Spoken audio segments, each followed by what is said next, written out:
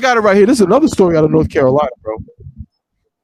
I'm gonna just read a little bit and let's get into it, man. You know, this that violence I was talking about, man. This is why America needs to be shamed. It says North Carolina man wrongfully imprisoned for 44 years in rape case receives settlement.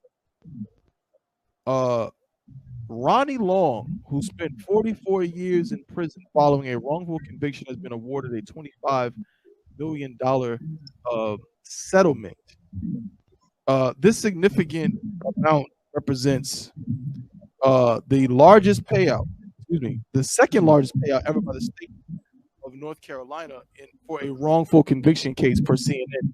Long's story is an extraordinary case of justice long delayed, but finally served. His conviction is shedding light on the issues faced by wrongly convicted individuals in the justice system. That's crazy. They kind of go hand in hand.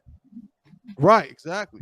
This happened in 1976. In 1976, an all-white jury in North Carolina convicted Ronnie Long, a black man, of burglary and raping a 54-year-old white woman.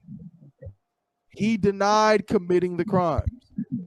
His case drew significant attention due to the unusual circumstances surrounding his conviction. The court sentenced Long to 80 years in prison despite evidence law enforcement suppressed at the time. That evidence included semen samples and fingerprints from the crime scene, which didn't match Long. Over the decades, numerous parties have made appeals on Long's behalf, shedding light on issues and misconduct in his trial. The case gained national attention and highlighted the issues that can lead to wrongful convictions. A federal court finally exonerated Long in 2020 after he had spent over 4 decades in prison for a crime he did not commit. It found that Ronnie's trial had violated his constitutional rights. I'm just going to show a clip, and then I want the Ottawa to comment on the lock here. Cases that mean so much.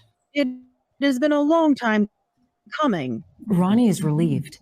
He's relieved that finally there is a public recognition and an apology of what was done to him and his family. Ronnie Long was just 20 years old and living in Concord when, as a young black man, he was accused of raping a prominent white woman. Police built a bogus case, lying on the stand, hiding evidence that proved his innocence, and tampering with the jury. Not only did law enforcement officers lie, but prosecutors were engaged in an active campaign to ensure that despite the evidence of Ronnie's innocence, he remained incarcerated all these years, well past the time it was obvious that they had a wrongful conviction. In August of 2020, Long was exonerated and freed after 44 years in prison for a crime he didn't commit. The governor pardoned him and the state compensated him just $750,000. He told us then it wasn't nearly enough. North Carolina intentionally put me in the penitentiary. And you tell me still $150,000? It worked 44 years of my life. Long filed a civil suit last year, and now the city of Concord is paying up with a record-setting $22 million settlement and an apology. Here, the city of Concord really owned up to the past misdeeds of city employees, which is really remarkable. I don't know of any other case where a municipality has issued such an apology as part of a civil settlement. As part of the settlement, the city of Concord, quote, acknowledges and accepts responsibility for the significant errors in judgment and willful misconduct by previous city employees that led to Long's wrongful conviction and imprisonment. The State Bureau of Investigation is also paying out $3 million, making the $25 million settlement the biggest in North Carolina's history for a wrongful conviction. I think the message it sends is that both the city and the State Bureau of Investigation recognized that there was significant harm done here. And although money can't fix it, I think symbolically, when it's a large number like this one, I think that sends an equal message of apology.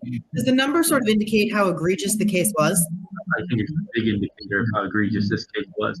We're told Long should actually have a check in hand this week. We've spoken with him and his family. They are relieved, and we hope to sit down with them on camera in the coming weeks. Back to you. Woo! So 25 million.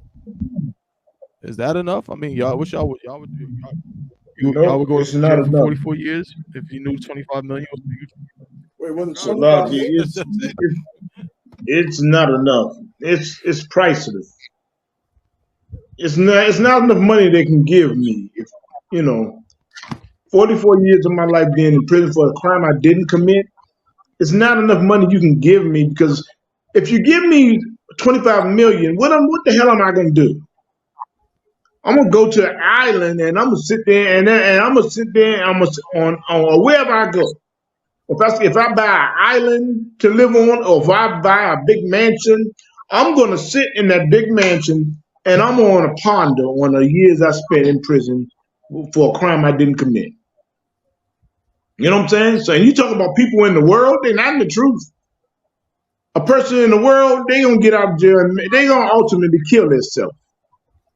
They're going to sit there and ponder all the years they've spent in prison. Well, who knows whatever was done to the brother. Then you're going to sit there and give you $1 million so you can sit back the rest of his life and ponder the hell he's been through. So the money is not even coming. It's priceless. I mean, damn. I don't know what the hell you do. I mean, it's a terrible situation. You know what I'm saying? But for being so evil and so reckless to a person, give that man 100 million or something. You know what I'm saying? Give him 100 million and let him sit back. Because he's gonna have a terrible. The rest of how many years he got left, they're gonna be terrible, because he's gonna think of the time he wasted in damn prison he didn't for a crime he didn't commit. So he's just gonna ponder that for the rest of his days. So give him 100 million so he can I don't know what the hell. You know what I'm saying? But it's a terrible situation. You can't give him no 25 million. I yield, brother. Oh, damn right. Yeah. The crazy part is that originally they gave him 750,000. That was sick. He had to appeal that and fight that to get the 25 mil. So the state was totally okay with giving a man $750,000. 44 years in prison. That's crazy. I can't make sense. And we all, Salakia, we all understand if he was a white man, he would have been like, he would have been on CBS News. He would have been on CBS News, and everybody would have had tears for him. And he would have got maybe something like $1 billion. Right. And you know what I'm saying? So, we understand, you know what I'm saying? But we're slaves here. I wish black people in Hispanic and Native Indians would just understand that. I yield, bro. Definitely. No, for sure. Calm concept. Y'all, Mike, was you about to say something? Nah. Okay. No sweat. Here's what I want to say.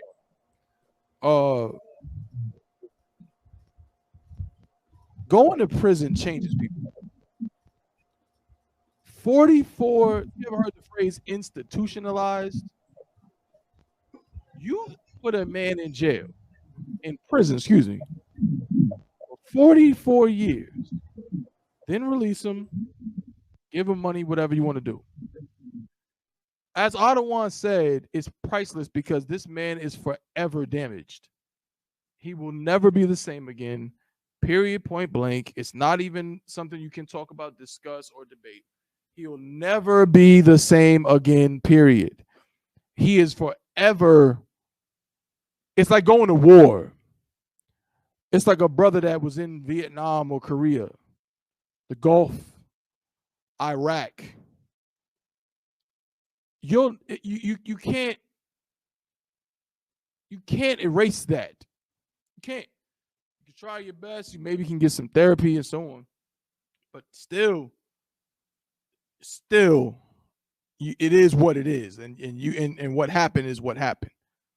And this poor brother is just he's just one of many examples. There's so many examples, what makes it so crazy.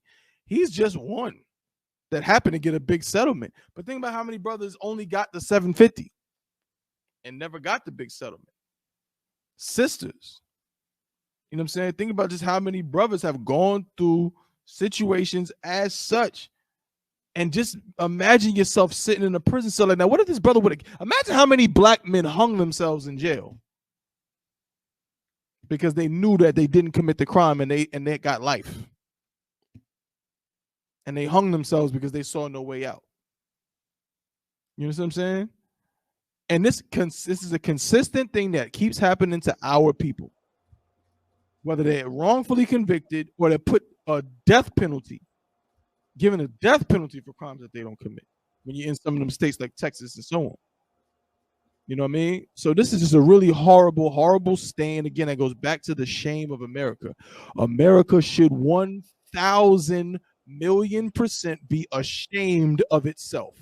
And the more America resists that shame, then the more me and my brothers are going to expose America, and the more we're going to show that they are exactly who we've always said they are, which is the devil the Bible speaks of. Because if they were real, if they really cared, if they were really honest, they were really good people, then they would accept the shame.